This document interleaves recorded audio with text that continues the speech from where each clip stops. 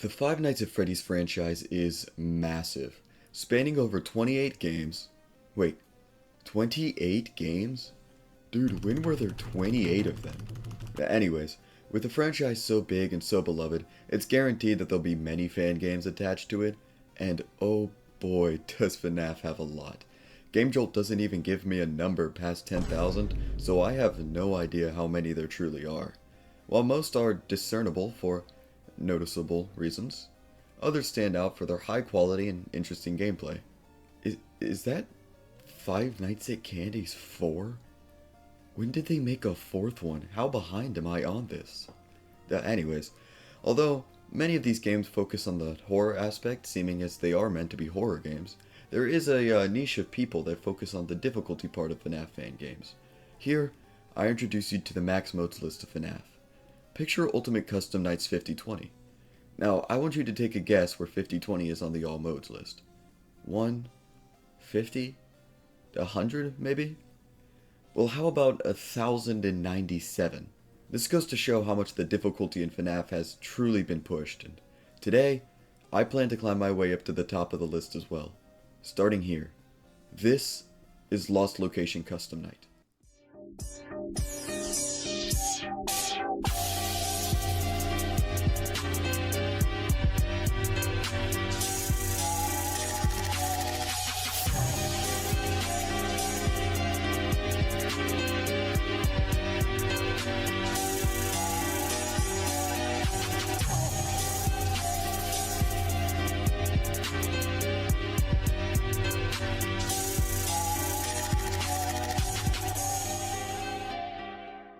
Lost Location Custom Night is an 8-bit or SNES styled game, as some people would call it.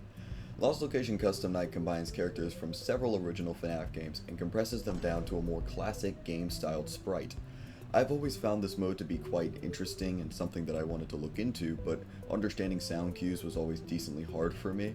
However, I did have some motivation to do it, as it was quite similar to other games I've played before.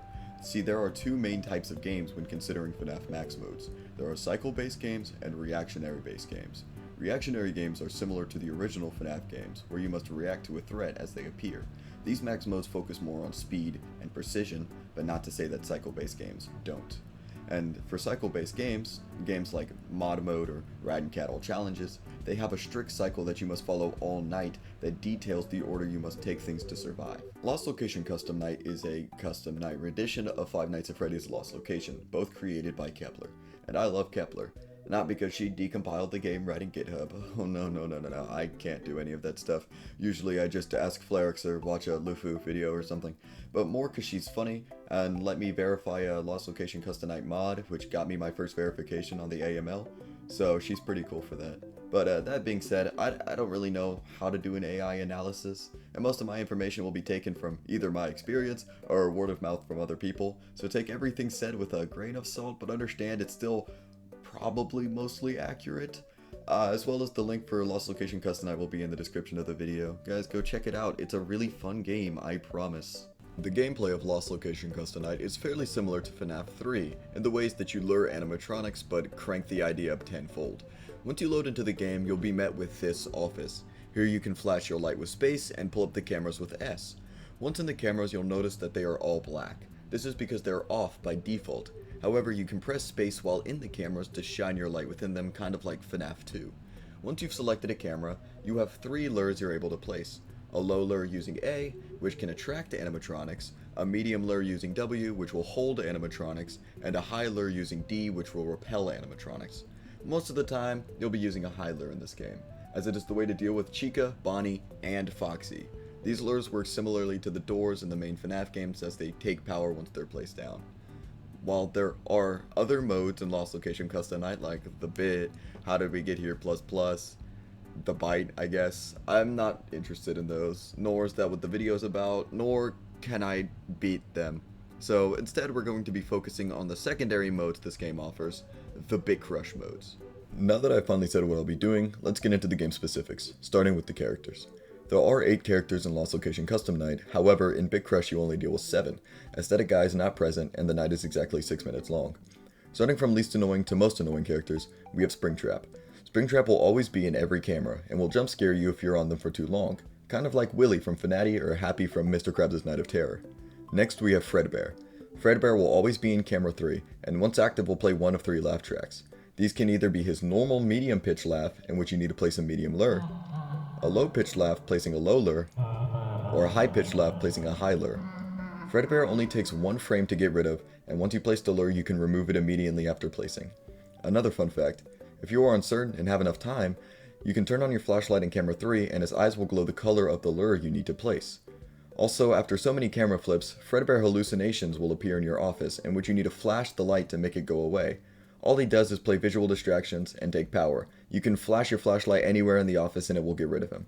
Next up we have Foxy. Foxy will start in camera 5 in his cove, and from there will either run to the right in camera 9 or down the middle in camera 8. He will make a sound effect once he leaves his cove, and it will pan to whatever side he's on, both ears in camera 8 or the right ear in camera 9. Once he enters the hallway, he will be making a running sound that also pans depending on what side of the hallway he's on. Once this running sound cue starts, you must place a high lure on whichever hallway he is running down, and if he runs down a hallway that a high lure has already been placed on, then he will automatically leave, as once a lure is placed on him, he will leave after 1 frame. After that we have Freddy. If too much noise is made from placing high lures or phone guy being active in the office, then Freddy will become active. He will have a light in his eye, and you must flash him with your flashlight to make him go away. Every time you flip up the camera though, he will be in a different place than he started, and he can move all around the office. Then we have Chica. Chica will play 1 of 7 sound effects as she moves through the cameras. Every time she moves there will be a sound effect and they will get louder as she approaches, with it playing the loudest when she reaches cam 9. When she does, place a high lure on cam 10 to make her go away. It can be very difficult to understand what a loud sound sounds like and what isn't, since she can play 7 different audio cues and they sound wildly different. Although, once you've played enough, it kind of becomes a second nature. Second to last place we have Bonnie. Bonnie will always move through the cameras making a sound cue just like Chica, in which I believe he has 3 different sound cues for once he reaches your door. You will be able to see him peeking through the door right in front of you once he appears in your office. From there, put a high lure on cam 8 to make him go away. And finally, but definitely not least, Phone Guy. Phone Guy will appear in your office and float around where you must click him to make him go away. If you take too long, he will start to disable your lures, and if you don't click him from there, he will just straight up kill you. It sounds easy, but Phone Guy is designed to move away from your mouse when you try to click him. And it's such a fast-paced game, it gets insanely annoying from the shenanigans that Phone Guy will pull. Finally, let's really get into what the video is about. Bitcrush. Bitcrush is split into 5 different modes, or categories, difficulties, whatever you'd like to call it, ranging from Bitcrush 1 through 5, and 6. As you progress through the difficulties, the animatronics will get faster and will have more deviation. So first off, let's start with Bitcrush 1.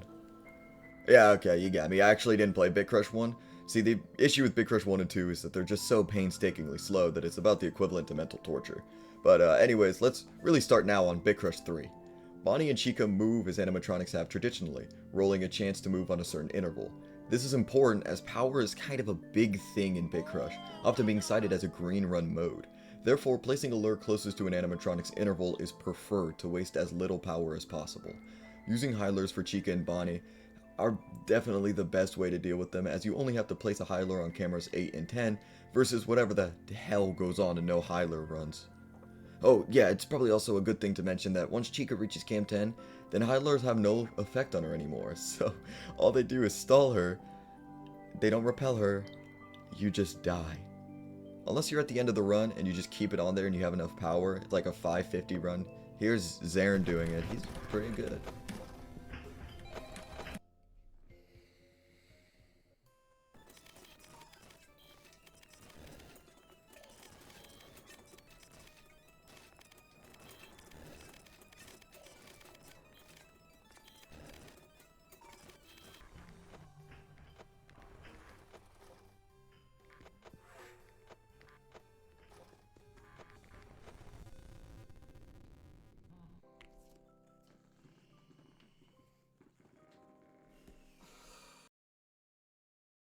Now with Bitcrush 3 defeated with minimal setbacks, I move straight to Bitcrush 4.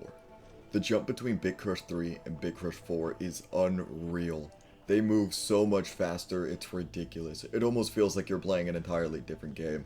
Bitcrush 4 is exactly 200 spots above Bitcrush 3 as I'm recording this, so it's safe to say that it's a lot more difficult.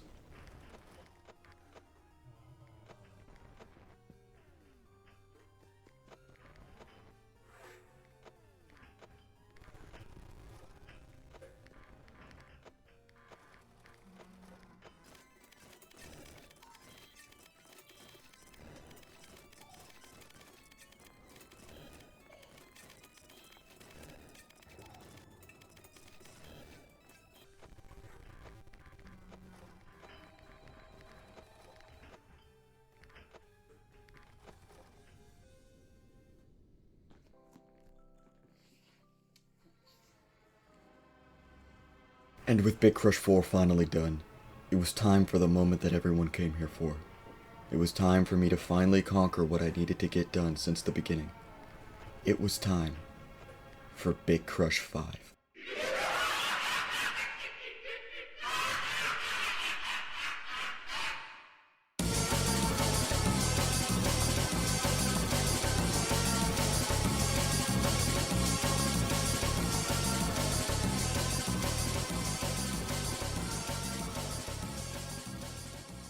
I'm gonna keep it honest. Bitcrush 5 was a struggle. It honestly was.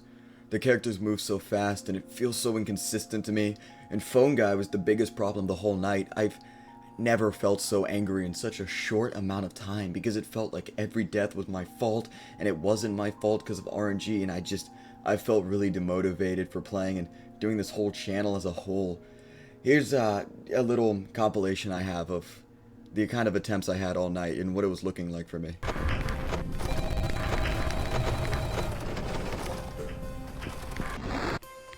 Dude, there's no way I just died on Bitcrush 5 because I couldn't click on Phone Guy.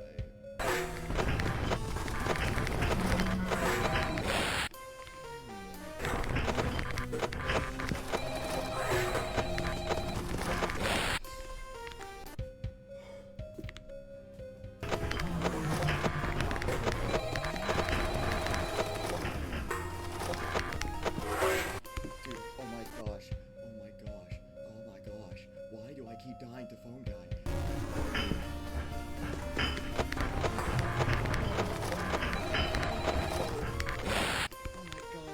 Oh my gosh, they're so slow.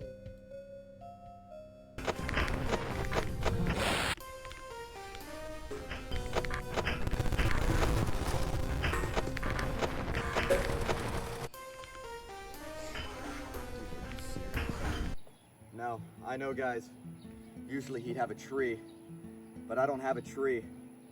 So I came out to this bridge, so I want to talk to y'all. Bitcrush 5 is not easy. And if you're gonna do a max mode, something, anything that's higher than even like a 300, the most, sorry, I ran 2 miles for this. I don't think I've ever been that frustrated, and it's really important to make sure that you have these things in check. Make sure that you don't do something to harm yourself, harm your items, anything that matters to you. So, my message to you when it comes to playing max modes, to doing anything that you want to challenge yourself with, is to make sure that you know why you're doing it, make sure you stay motivated, and make sure that you stay in a good mental headspace for when you do it, okay? It's really important to make sure that you're gonna keep care of yourself while you do the things that you love. Ooh, man, I did not look too good in that video. Maybe I should have done something for my hair before. You know, I recorded after running 2 miles. But that's not the point. That doesn't matter. What matters is that my message is getting through, that it is important that you stay motivated and you stay happy while you do the things that you love doing, or else you're not gonna want to do them anymore. And this is when I give a big shout out to Cheetos, actually, who was there for me yesterday, last night when I was playing Bitcrush 5, and I was so close to quitting, and I probably wouldn't have even been able to do this entire video, this channel, because I probably would have just stopped and quit on the spot if they didn't help me and give me that motivational speech that I needed to beat it right after. But speaking of beat it, this is my Bitcrush 5 completion.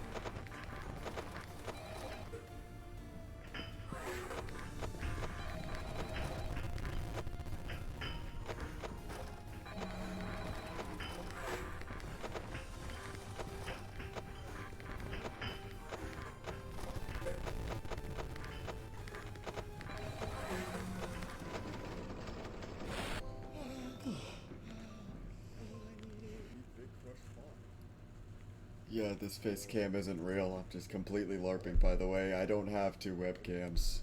And that was it. I beat Bitcrush 5. The only other modes in the game were the presets like the bit and how did we get here, and honestly I wasn't too interested in beating those. I know a lot of them take a very long time to beat, so was I done? Did I beat Lost Location Custom Night? Well, maybe. There is always something else I can do.